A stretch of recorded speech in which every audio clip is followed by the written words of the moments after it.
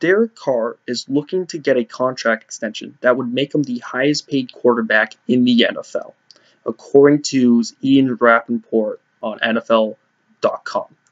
Now, I've been a huge Derek Carr fan ever since he was a rookie early on in 2014.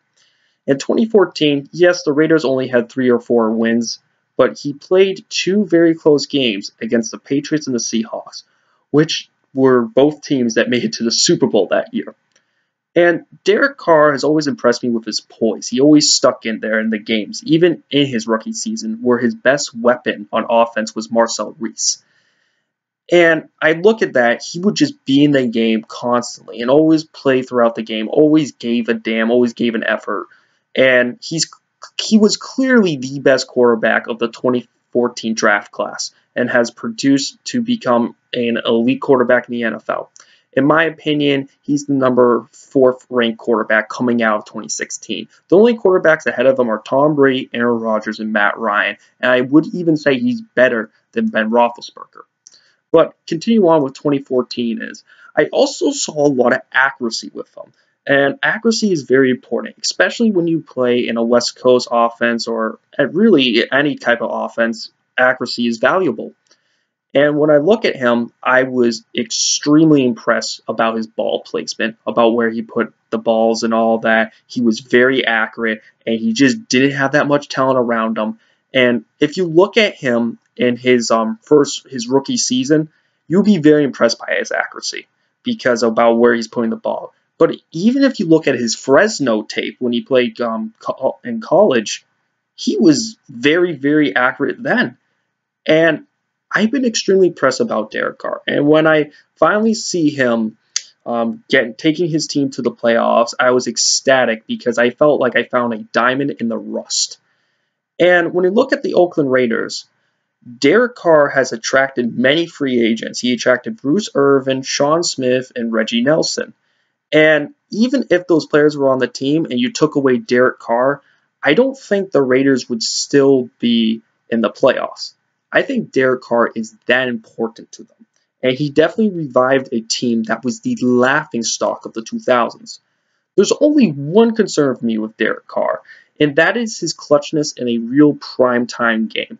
Because he's never really played in the playoffs, not to his fault, but he's never played in the playoffs. He's never played on a big team on a big stage. His only game where he really played on a big stage was against the Kansas City Chiefs. And he had a hurt finger and it was cold out, which I don't really think is an excuse for quarterbacks. And he only threw for 100 and so yards. And statistically, he wasn't very good at all.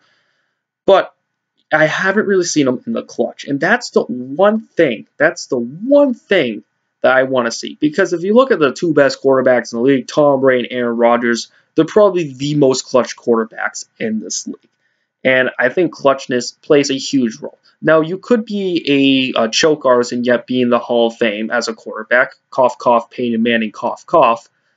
But I think Derek Carr, that's the one thing that's not proven yet. And that might be the reason why the Raiders are not giving him an extension as this early. And with this extension, if he gets paid $25 million per year, which he's looking forward to, then you got a quarterback like Kirk Cousins, who, yes, he's getting paid more this year, but it's a franchise tag. And Kirk Cousins, who's not as good as Derek Carr, but still a good quarterback, would be paid actually higher than Derek Carr. And that could be a problem for the Washington Redskins. And you never know about Kirk Cousins. He might sign somewhere else, and he might become a star there. Kind of like what happened with Drew Brees in San Diego. And a quarterback that I think is better than Kirk Cousins is Matt Stafford, who I would say is the 6th best quarterback in the league. He's the kind of guy that he might get even a higher contract than Derek Carr. And I never really judge players on whether they're overrated or not based on contracts. It's usually just based on the market. But when I look at this, Derek Carr's contract signing plays a huge role in the NFL with Kirk Cousins and Matt Stafford.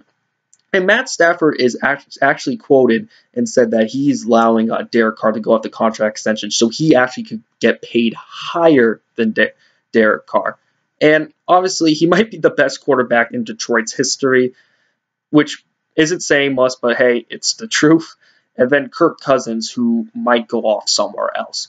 So overall, when I look at this, Derek Carr's contract extension plays a huge role in the quarterback market.